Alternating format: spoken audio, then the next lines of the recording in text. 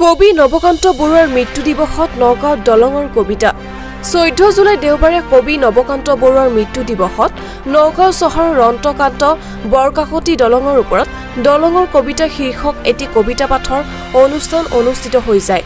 বিশিষ্ট কবি নবীন কলিতাই আধৰা অনুষ্ঠানটিৰ আৰম্ভণিতে কবি প্ৰয়াগ শইকীয়াই প্ৰয়াত কবি নৱকান্ত বৰুৱাৰ প্ৰতি শ্ৰদ্ধাৰ্ঘ্য আগবঢ়াই কলঙৰ বুকুত পুষ্পাঞ্জলি অৰ্পণ কৰে।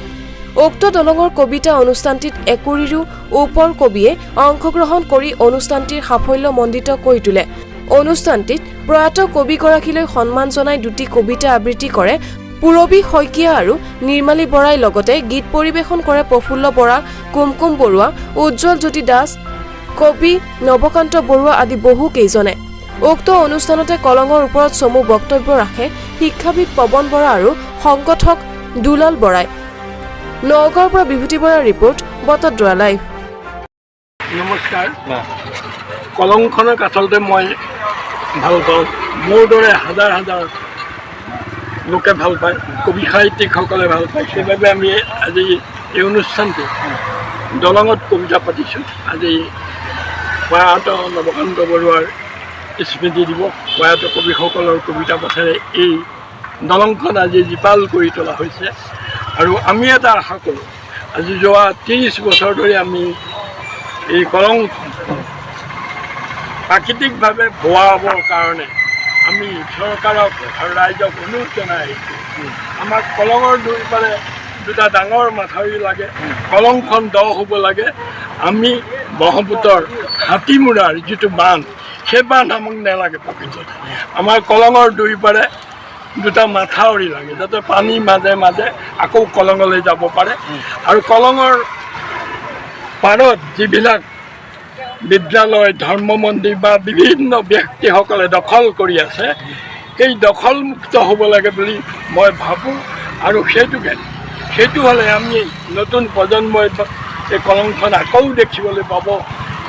ৰূপ যৌৱনা চঞ্চল হৈ থকা কলঙত আমি আকৌ উঠি কবিতা গীত লিখিব পাৰিম। আমি তাকেই অনুৰোধ জনাইছোঁ। ধন্যবাদ।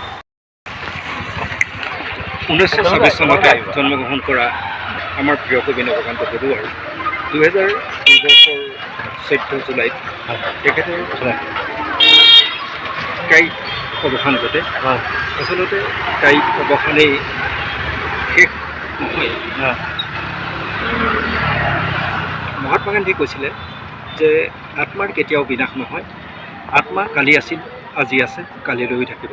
আমিও সেই নৱকান্ত বৰুৱাৰ স্মৃতি বা তেখেতৰ কৰ্মৰাজি আমি সদায় জীয়াই ৰাখিব লাগিব। তেখেতৰ প্ৰিয় শব্দ কলং, এই কলঙৰ স্মৃতিকে আমি সজীৱ কৰাৰ উদ্দেশ্যেৰে এই কলঙৰ ওপৰৰ দলঙক আমি তেখেতক শ্ৰদ্ধা জনাইছোঁ, স্মৃতি পূৰণ কৰিছোঁ। তেখেতৰ কৰ্মৰাজি আমাৰ মাজত সদায় সজীৱ হৈ থাকক। আজি কি কাৰ্যসূচী কি ৰাখিছে? আজি আমি 3:30 পুষ্পাঞ্জলি আমাৰ দলঙত অনুষ্ঠানটি কবি প্ৰয়াগ শইকীয়াৰ দ্বাৰা পুষ্পাঞ্জলি অৰ্পণ কৰিলোঁ।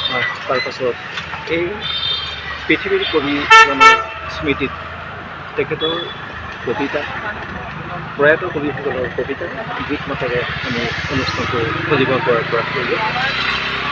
আৰু আমি আহি এতিয়া শেষ মুহূৰ্তত উপনীত হৈছোঁ। আকৌ তেখেতৰ কবিতাৰে আমি পৰিসমাপ্তি ঘটাম বুলি আশা ৰাখিছোঁ। আপোনালোকে প্ৰত্যেক বছৰে অনুষ্ঠান শেষ হয়? এই অনুষ্ঠান 2003 বৰ্ষৰ পৰাই অনুষ্ঠিত হৈ আছে।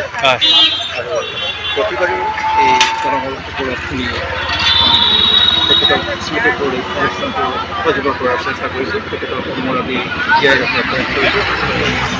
অতি ক্ষুদ্ৰ প্ৰয়াস বুলি ক'লেও ভুল কৰা নহ'ব। ধন্যবাদ।